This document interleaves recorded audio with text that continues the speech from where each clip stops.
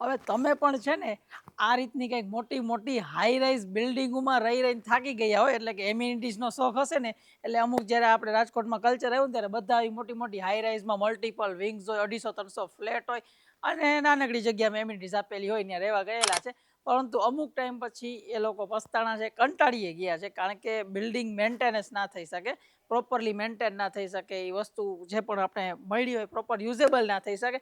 એટલા માટે હવે એ લોકો પણ લો રાઇઝ બિલ્ડિંગ આ રીતના કંઈક પ્રિફર કરે છે કે ઓછા માણસો હોય, આપણા બજેટમાં સેટ થઈ જતું હોય, એમ્યુનિટીઝ ન મળે તો કાંઈ નહીં, પણ તું રહેવા શાંતિથી મળે એટલો વસ્તુ આપણે મળી જાય એટલે ઘણું. તો આજે તમારા માટે રાજકોટના પ્રાઇમ એરિયામાં એટલે યુનિવર્સિટી રોડ ટચ પટેલ કન્યા છાત્રાલયની આજુબાજુના વિસ્તારમાં લો રાઇઝ બિલ્ડિંગમાં 3 BHK બજેટ ફ્રેન્ડલી પ્રોપર્ટી લઈને આવ્યો છું.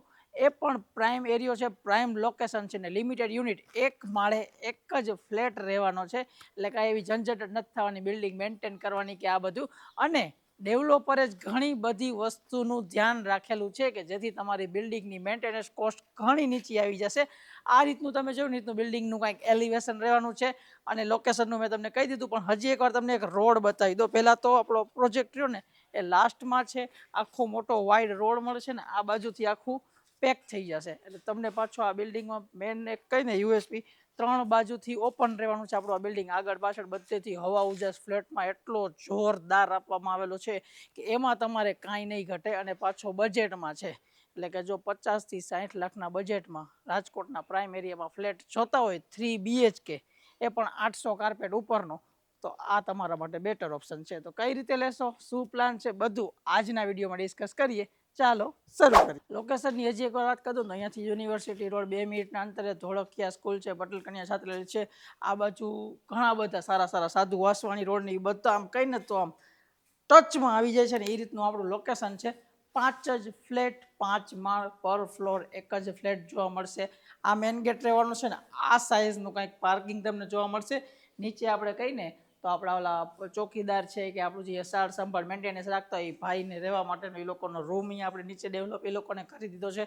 આ બાજુ મીટર બોક્સ છે, બોર આવી ગયો છે કમ્પ્લેટ, પ્લસમાં આપણે આરએમસીની લાઇન્સ બધાને આવી ગઈ છે, ગેસની લાઇન આવી ગઈ છે, ફાયર સેફ્ટીનું ફૂલી પ્રૂફ આપણું બિલ્ડિંગ છે. અને પાર્કિંગની ઘણા બધાને સમસ્યા હોય કે લો રાઇઝમાં આપણે ફ્લેટ લઈએ તો પાર્કિંગનો શું ઇસ્યુ રહેશે. 5 કાર અમારા પ્રમાણે ડેવલપર સાથે વાત થઈ, 5 કાર રહી જશે ને સફિશિયન્ટ તમને માત્રામાં તમારા બાઇક પાર્ક થઈ જશે, એટલે એની પણ કોઈ ઉપાધિ નથી કરવાની. એ રીતનું જે આખું બીમ કોલમ ઉપર બાંધકામ છે, સ્ટાન્ડર્ડ વસ્તુ વાપરવામાં આવેલી છે. હવે આપણે ડાયરેક્ટ ફ્લેટ ઉપર જઈએ. હવે જેમ આપણે વાત થઈ કે પર ફ્લોર ઉપર એક જ ફ્લેટ છે, તો આખો ફ્લોર તમારો રહેવાનું છે. આ બાજુ ફ્લેટ છે, અત્યારે સુરત દાદા આ બાજુ છે, એટલે આ વેસ્ટ ઓપન છે, આ ઈસ્ટ ઓપન છે, ઈસ્ટ વેસ્ટ તમારે ઓપન રહેવાનું છે. એક સ્ટાન્ડર્ડ ઓટોડોર લિફ્ટ તમને અહીંયા જોવા મળી જશે, એ પણ ફૂલ સારી કંપનીની બ્રાન્ડેડ જોવા મળી જશે. ત્રણેય બાજુથી આપણો પ્લોટ અત્યારે ઓપન જોવા મળે છે. આ ગવર્મેન્ટની જગ્યા છે, આખો પ્લોટ છે, એઝ પર રેકોર્ડ આપણે એટલું જાણવા મળ્યું છે કે આ આખી ગવર્મેન્ટની જગ્યા છે, ઓપન રહેવાની છે. અને બાકી મેં તમને ઓલી બાજુ હાઈ રાઇઝ બિલ્ડિંગ બતાવેલું જ છે, એ વસ્તુ અલગ છે. હવે મેઇન ગેટથી એન્ટર થશો ને એટલે 800 કાર્પેટના ફ્લેટમાં તમને શું જોવા મળે છે, આ રહેવાનું છે તમારો લિવિંગ એરિયા. પ્લાનિંગ થોડોક ડિફરન્ટ છે એટલે મારે તમને સમજાવવું પડશે. અહીંયા તમે સી શેપમાં આરામથી સોફાનું સિટિંગ કરી શકશો. આ બાજુ રહેશે તમારું પર્સનલ ટીવી યુનિટ માટેની સ્પેસ તમને અહીંયા જોવા મળી જશે. તો અહીંયા તમારું ટીવી યુનિટ આરામથી સેટઅપ થઈ જશે ને ક્લિયર વિઝન રહેવાનું છે. એ રીતનું કંઈક ડેકોરેશન કરવા મતલબ પ્લાનિંગ કરવામાં આવેલું છે. આ બાજુ આપણે નાનકડો એવો 3 BHKમાં ડાઇનિંગ સ્પેસ આપેલી છે કે જ્યાં તમે ફોલ્ડિંગ ડાઇનિંગ ટેબલ આરામથી સેટ કરી શકો. એ રીતની અહીંયા કંઈક સ્પેસ આપવામાં આવેલી છે. આ જે વિન્ડો છે એ ઓટીએસમાં ખુલે છે, જેથી તમારે હવા ઉજાસની એનો પ્રોબ્લેમ નહીં રહે. હવે જો કિચનની સાઇઝ, તો આપણા 3 BHKમાં ફૂલ સાઇઝનું તમને કિચન જોવા મળી જશે, જ્યાં આખો મોટો એક પ્લેટફોર્મ. આ બાજુ તમે સર્વિસ પ્લેટફોર્મ ડિઝાઇન કરાવી શકો અથવા એક્સ્ટ્રા સ્ટોરેજ ડિઝાઇન કરાવી શકો છો. બાકી 3 BHK પ્રમાણે ઇનફ સ્પેસ છે, બજેટ પ્રમાણે ઇનફ સ્પેસમાં કિચન જોવા મળેલું છે. સાથે જ અટેચમાં તમને જોવા મળી જશે વોશ એરિયા, એ પણ આખો કવર્ડ જોવા મળી જશે. બધું ફિટિંગ સ્ટાન્ડર્ડ આપણે જેગવાર કંપનીનું આપેલું છે.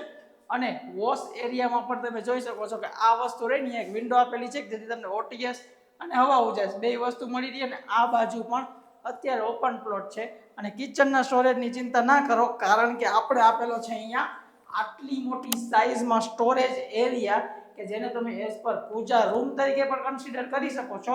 અને સ્ટોરેજ એરિયા તો જોરદાર બની જશે, એ પણ હવા ઉજાસ ને વેન્ટિલેશનના ગેપ સાથે. હવે આ આખો છે ને ડેઈલી યુઝેબલ એરિયા મેં તમને સમજાવી દીધો. ઈ ફિનિશ કર્યા બાદ આપણે આગળ વધીએ 3 બેડરૂમ તરફ. એક આ બાજુ છે, બીજો પેલી બાજુ છે, એક કોમન છે ને બેમાં અટેચડ તમને જોવા મળે છે. આ રહેવાનો છે તમારો ફર્સ્ટ બેડરૂમ.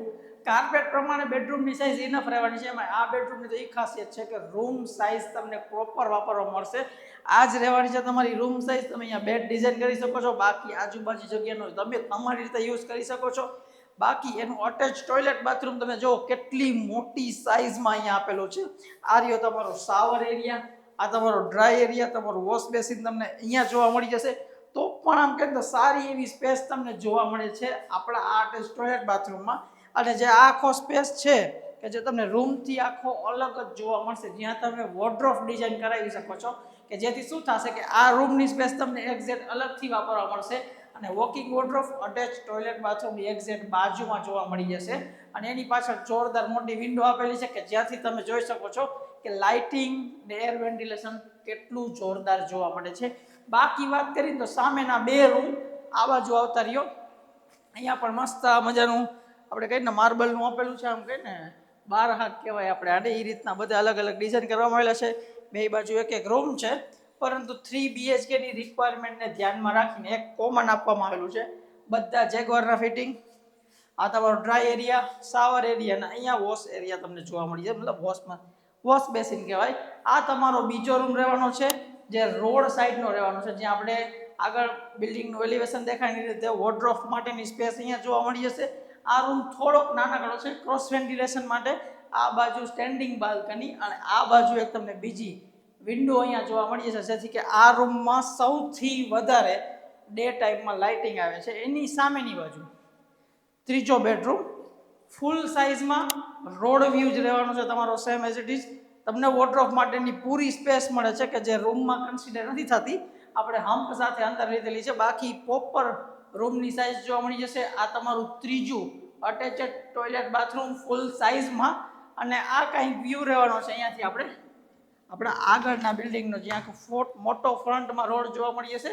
અને આજુબાજુમાં બધાય ટેનામેન્ટ જ છે, એટલે કે તમે બીજા ત્રીજા ચોથા માળે ગમે ત્યાં લ્યો, હવા ઉજાસનો કે લાઇટિંગનો પ્રોબ્લેમ તમને નથી પડવાનો. હવે તો આ વિડીયો છે ને આપણે બહુ ટૂંકો અને ટચ બનાવેલો છે. આઈ થિંક 4-5 મિનિટની અંદર આખો વિડીયો પતી ગયો છે, ફ્લેટ પતી. કારણ કે જાજુ દેખાડવા માટે નથી, આપણી પાસે જે પણ મેન હાઇલાઇટ કી પોઈન્ટ હતા બધા દેખાડી દીધા તમને. આખી બિલ્ડિંગમાં રીતે બિલ્ડર દ્વારા આપણે કબૂતર જડેલ નાની નાની વસ્તુનું ધ્યાન રાખવામાં આવેલું છે. બાકી જો રાજકોટના પોશ એરિયામાં એટલે સિટી એરિયામાં તમે બજેટ ફ્રેન્ડલી ફ્લેટ લેવા માંગતા હોય 3 BHK કે તમને મીડિયમ કાર્પેટ અનુકૂળ રહેતો હોય તો જરૂરથી જરૂર આ ફ્લેટ માટેની ઇન્ક્વાયરી તમારી હોવી જોઈએ એવું હું ગણતરી કરું છું. કારણ કે મેં તમને કીધું તો 50 થી 60 વચ્ચેનું તમારું બજેટ હોય, પણ હું તમને ક્લિયર બજેટ કહી દઉં. આપણે ભાવ રાખેલા છે 54,11,000 રૂપિયા આ ફ્લેટના ભાવ રાખેલા છે. બાકી આપણે સામે સામે નેગોશિયેબલ છે, થઈ જશે.